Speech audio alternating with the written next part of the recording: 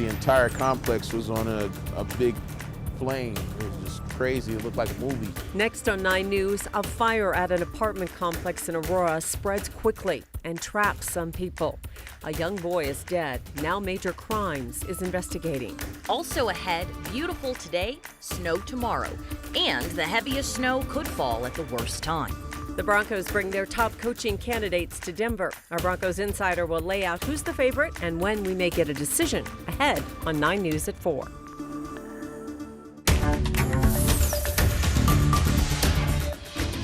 A 5-year-old has died and more than 24 people can't go home after a fire at an apartment complex in Aurora. The Major Crimes Unit is investigating.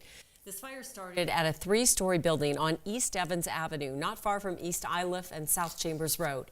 It started about 1:30 this morning. Firefighters had it under control about an hour later. Firefighters evacuated 9 people. 3 of them went to the hospital.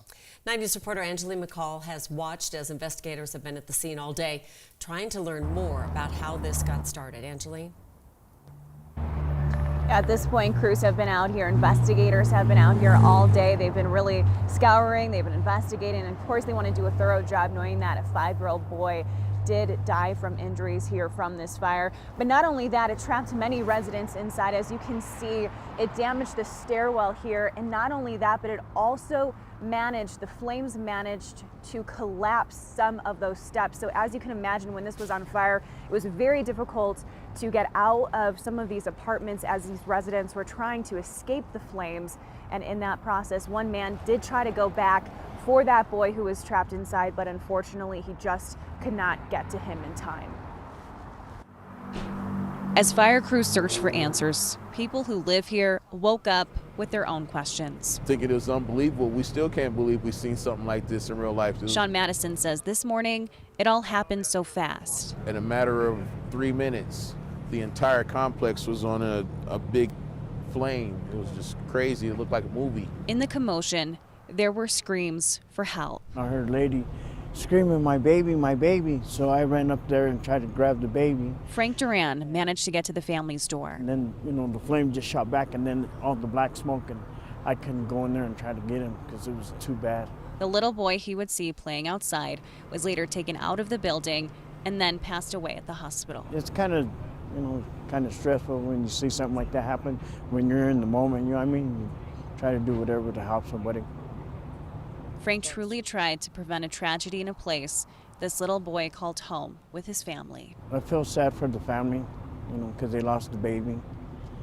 And I think when something like this happens like that, I think the first priority is get your loved ones out first before, but it didn't work out that way.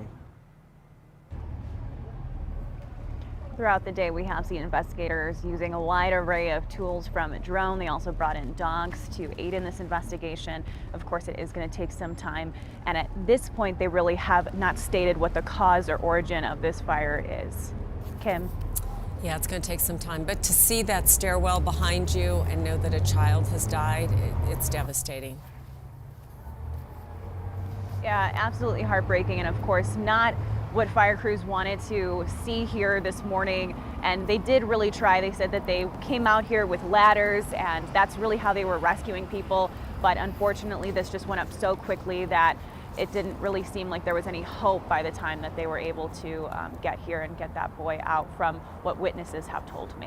Yeah, just minutes. All right, thank you, Angeline.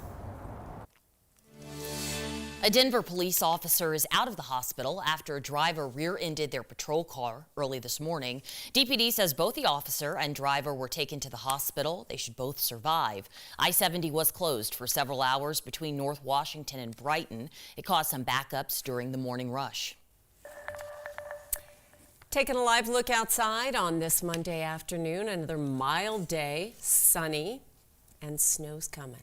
Yes, and it's all about timing when it comes to these things, because for some people we don't like it in the evening and some people don't like it in the morning. And Danielle, this one is for the morning team. I know, right? I mean, tomorrow morning's drive, not only is it going to be slick, possibly slow, as that is really going to be the window that we're watching the heaviest snowfall coming through. So hopefully folks will have a good heads up that this is coming, set the alarm clocks perhaps a little early. Tonight outside, it's tough to even tell that a storm system is on the way. those clouds starting to drift in with just a little sliver of blue skies left. It was a nice seasonal afternoon with highs sitting in the 40s across downtown Denver, 44 in Littleton, lower 40s in Boulder, 9 right now in Kremling with 30s in Nederland and Blackhawk. Right now on HD Doppler 9, we're just watching the clouds starting to push in. As I zoom out, you can see our storm system positioned across North Idaho into Montana, parts of Wyoming, just starting to see the snow fly. And as we go throughout our futurecast, by about 11 o'clock tonight, right there across the northern border into Weld, Morgan County, folks out there will start to see the snow, but really it's not going to be until early tomorrow morning that Denver see those first flakes fly. This is about 4:30 when 9 News Mornings returns bright and early, and Mr. Ed Green will be tracking the storm for you. And there it is, 8 a.m. prime time up and down the I-25 corridor. We will be socked in. We have winter weather advisories in place across the Denver area, up toward the foothills and then off to the eastern plains. Highest amount certainly look to be up in the foothills for about 4 to 8 inches, and then a similar scenario going across the San Greta Cristo. So this storm system all arrives overnight again here in Denver. It's going to be about 2-3 a.m. that we start to see that snow.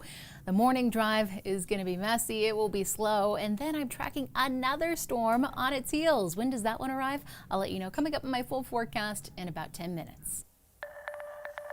King Soopers employees began voting today on the new contract to formally end its strike. They stopped walking the picket lines Friday after the union and King Soopers reached a tentative deal. 2 votes were scheduled for today, and the second is taking place in just about an hour. 9 News reporter Matt Jablow joining us now. And Matt, it sounds like this new contract is expected to be approved. It does indeed sound like that, Alex. I spoke with a number of union workers after this morning's voting session, and every one of them said they voted to approve the new agreement. The votes today are being cast at the Crown Plaza near DIA. There will also be 3 voting sessions in the Colorado Springs area on Wednesday. This morning, a steady stream of union workers could be seen leaving the Crown Plaza after voting. The highlights of the new agreement: wage increases of at least $2 an hour in the first year of the contract, a higher company contribution to health care benefits, and improvements to holiday and sick leave. I voted yes because a raise is going to give people more money to live on. Cost of living nowadays is way up here. Things was unfair, and the employees deserve better, and we stayed out in that cold weather until we got better. The new contract also calls for 500 new full-time positions to be added within 90 days of the agreement being ratified. Also, employees would be paid for unused vacation instead of the current use it or lose it policy, and there would be several new safety enhancements at stores regarding dangerous emergencies and COVID protections. We will soon see if the contract is approved. Tonight, Democratic Senator Bernie Sanders is planning to meet with the union and its workers virtually. Alex? All right. Well, as we see, it can be off the picket lines, but it's certainly a nuanced process, so hoping for the best for everybody in that case. Matt, thank you. Starting this week, the federal government is handing out N95 masks across the country. They'll be available for pickup at pharmacies and community health centers. We don't know exactly when you're going to start picking those up, and we'll update you when we find out. In the meantime, though, Colorado is handing out KN95 masks at libraries and other community locations around the state. We have a list of those sites on our website, 9news.com. This mass distribution is coming as the nation's COVID numbers are finally taking a turn for the better. In Colorado, our numbers are following the national trends. Our 7-day average positivity rate is just below 26%, down about 4% from our peak. About 92% of the state's ICU beds are in use right now. That's been the case since about November. There are about 40 fewer people hospitalized this week with COVID-19. In this recent wave, though, hospital numbers really don't tell the full story because some people admitted to the hospital for other things are testing positive for COVID when they're there. Pfizer CEO says he's hoping their COVID vaccine becomes a yearly shot, just like the flu shot. This would be the alternative to boosters.